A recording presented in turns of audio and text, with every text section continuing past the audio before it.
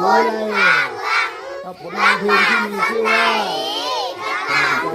โทษ ข้ามโขงนะครับ